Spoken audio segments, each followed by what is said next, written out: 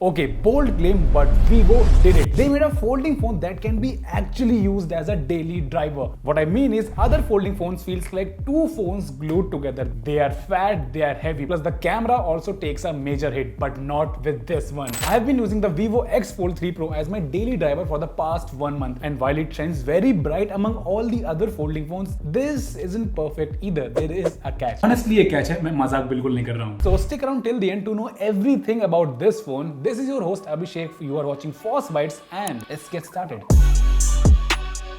Thickness does matter, especially when it comes to a folding phone, and Vivo knows it too. So they made it so thin that the in-hand feel of the Vivo XFold3 Pro feels like an iPhone with a case. So holding this phone does not feel like that I am holding a construction brick in my hand or in my pocket. At around 240 grams, this is also a super lightweight folding phone. Now hinge is another part that makes or breaks a folding phone, and unfortunately this was the catch that I was talking about. The hinge is made up of carbon fiber which feels very sturdy and solid, and Vivo has also claimed that this phone can withstand 5 lakh fold and unfold. But after one full month of rough usage, I can notice a slight inward flex in the main screen. But do keep in mind, this has happened to my review unit only. I have spoken to 10 other influencers and creators and they did not face this issue that I am facing. The good thing is, if anything happens to any of the screen, then you can get it replaced for free for the first 6 months. This is what Vikas Tagra, product head of Vivo India, told me. So we have 6-month free OTSR. We call it as one-time screen replacement. In case it happens,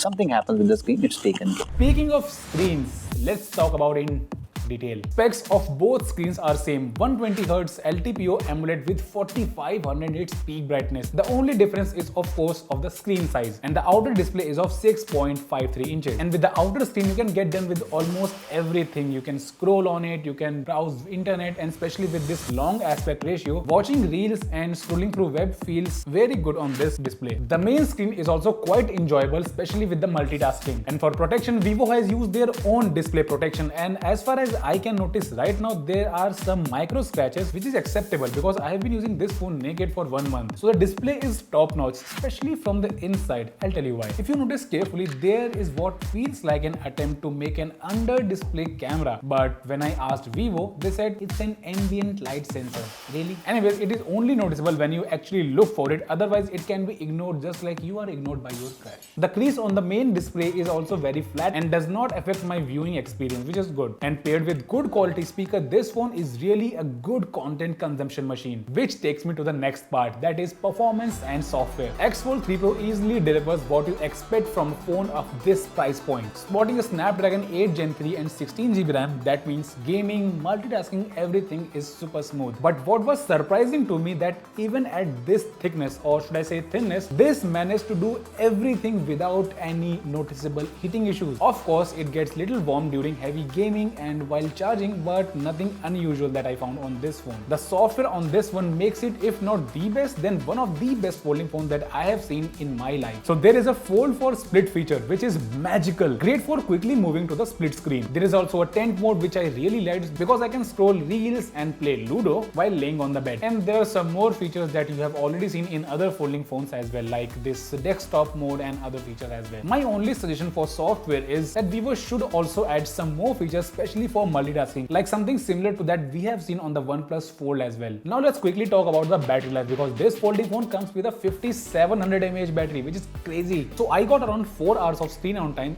Keep in mind, I was using the main screen for the entire day, and 4 hours for this big of a screen is really good. And that included chatting, watching Netflix and Amazon Prime, gaming, and some casual video recording as well. And with the mix of outer and inner screen, I was easily getting around 7 to 8 hours of screen on time with 20% battery still remaining inside this phone. So battery life should not be an issue with this phone. You can easily use this phone without charging for 1.5 days. Plus it supports 100 watt wired, 50 watt wireless, and 50 watt reverse wireless charging as well. And the charger is also provided inside the box, which is good. Now my favorite part, the cameras. Vivo X100 series already had the best camera in my opinion among all the other flagship phones, but this made it even better. All the details in the pictures are well maintained in daylight or in low light as well, and the best part is the color tones stay consistent across all 3 cameras. Like for example, look at this fire hose in all 3 shots. It can also shoot 100x digitally zoomed photos, which in my opinion are basically useless, but the 10x shots are really amazing. Just look at these examples. Great detail, no over sharpening, perfect colors. I really like the 10x photos of this phone. The telephoto camera on this phone also doubles up as a macro camera, which in my opinion is much better than using a wide angle camera for macro shots. Look at these examples, amazing quality again. And the portrait shot,